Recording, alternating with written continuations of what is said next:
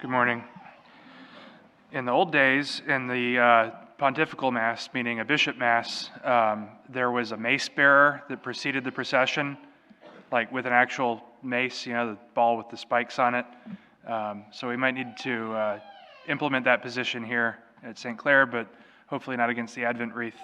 And then that kind of evolved that instead of carrying like an actual medieval mace, then you carried like a stick, and it worked its way into academia, I think. And at the Josephinum, where I went to the seminary, they had this, like the St. Joseph mace, they called it, and it was a piece of some sort of Ohio wood. I can't remember if it was cedar or not.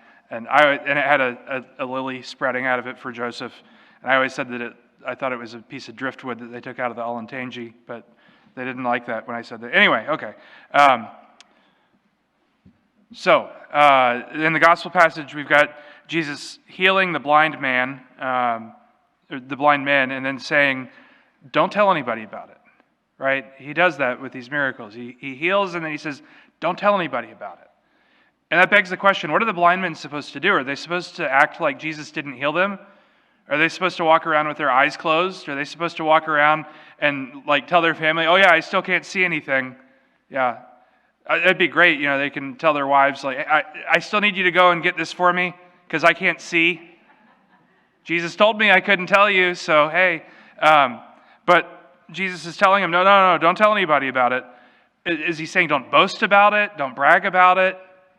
But certainly people are going to see, hey, wait a minute, you used to be blind. How are you not blind anymore? You couldn't see, and now you can. We recognize that that's what Christ does through his healing. He opens our eyes. Father Michael and I are watching the mini-series Chernobyl. I've seen it a couple of times, but he's never seen it. And there's this great scene that we saw last night where they've got to dig a hole underneath the pad for the reactor that's melting down, and they've got to build a heat exchanger underneath. So they go and they get these miners to do it, these coal miners. But because it's the Soviet Union, nobody can tell the truth. Or at least they can only give essential information, and so the nerdy scientist that has to talk to the miners and tell them what to do asks the apparatchik guy, the bureaucrat. He's like, "What? I'm not good at this lying. I can't do this." And he says, "Oh well, have you ever spoken to miners before?" He said, "Don't lie to them. Tell them the truth. They work in the dark and they see everything, right?" And if you ever met a blind person, they tend to have this kind of heightened senses.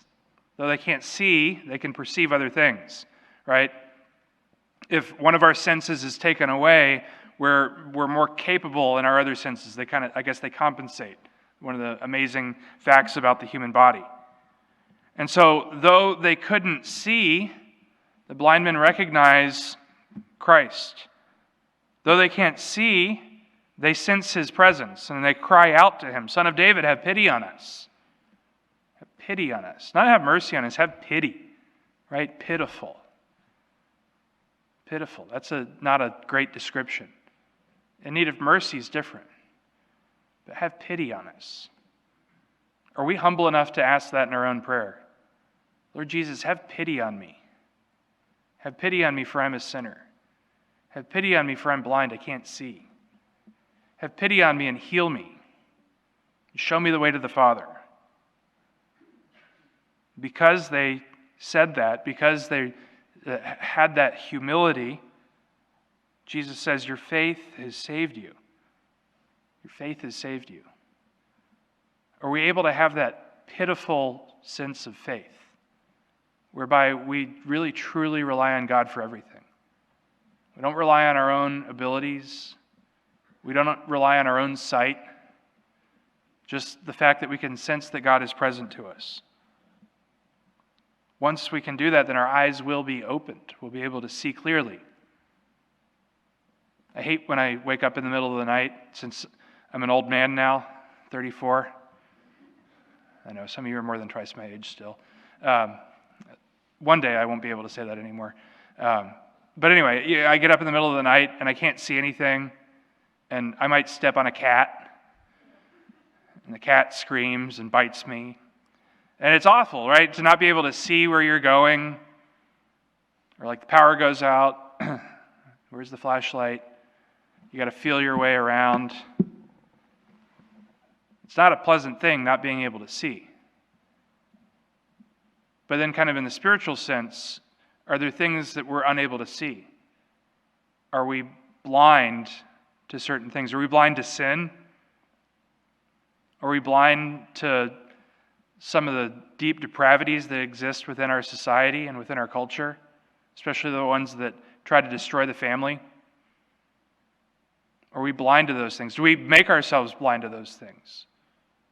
Only Christ can open our eyes. Only Christ can heal us. Only Christ can restore our sight.